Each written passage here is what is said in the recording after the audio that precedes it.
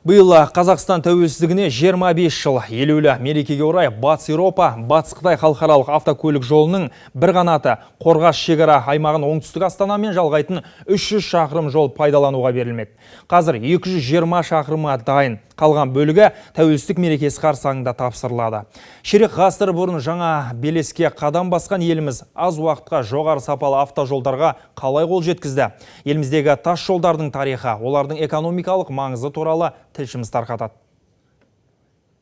Қазақстанда автокөлік жолдары соғыстан кейінгі жылдары салына бастаған. Солардың бірі мына біз тұрған Алматы-Талғар тас жолы. Сол кездегі стандарт бойынша бұл жолға түсетін салмақ көлемі 6 тоннаға есептелсе, ал жүру жылдамдығы сағатына 60 шақырымнан аспаған. Кеңес заманынан бастап жол құрылысы саласында еңбек етіп келе жатқан Серіктес Тоққұлов еліміздегі жолдардың ой-шұқырын бес саусақтай біледі. Қазақстан автожолдарын дамыту тұғырнамасының авторларының бірі Астана-Бурабай автобаны жобасының техникалық шешімін жасаған Серіктес аға қазіргідей тақтайдай тегіс жолға жету оңай болған жоқ дейді. 92-ден 98-ге шейін бізде жолдардың жағдайы өте жаман болып кетті. Бұл айтқанда жолмен жүру мүмкін болмай кетті. Алматы-Ұзынағаш бірінші категориялы жол. Соның өзінде үлкен шұңқырлар жатты. Президент дер кезінде көңіл аударып, Қазақстанда автожолдар жылы деген жылды жариялады. Содан бастап технологиялар жаңғыртылып, экономиканың өзегі автожолға жан-жақты ден қойыла бастады. Нәтижесінде 2009 жылы елімізде алғаш рет республикалық маңызы бар Астана-Бурабай тас жолы іске қосылды. Ал 2013 жылы Алматы-Қорғас автожолының құрылысы басталды. Ұлы жібек жолын жаңғыртатын бұл күре жолдың еліміздің ірі қаржы орталығы Алматы үшін маңызы зор. Себебі әрбір үшінші тұрғыны шағын және орта бизнеспен айналысатын қала үшін сауда жанданып, экономиканың жаңа тынысын ашпақ. Безусловно.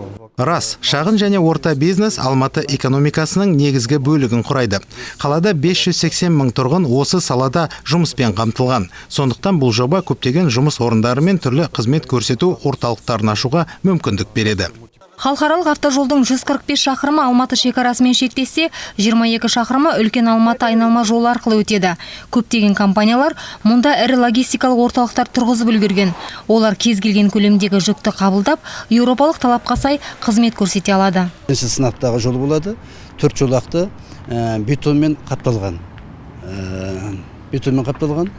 Қазіргі таңда 4 мердігер жұмыс жасауда. Осы біздің жобамызда Алматы Қарғыз бағытындағы жобада бізде қазір қамтылып жұмыс жасалып жатыр. 3 мыңнан артық адам. Бүгінгі таңда 220 шақырым жеріне бетонмен жол салынып, аяқталып қойылды.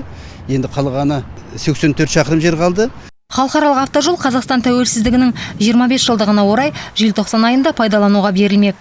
Гүлжан Көленқызы, Айдар Абдешев, Ғани Бекенов, қорытынды жаңалықтар, Алматы.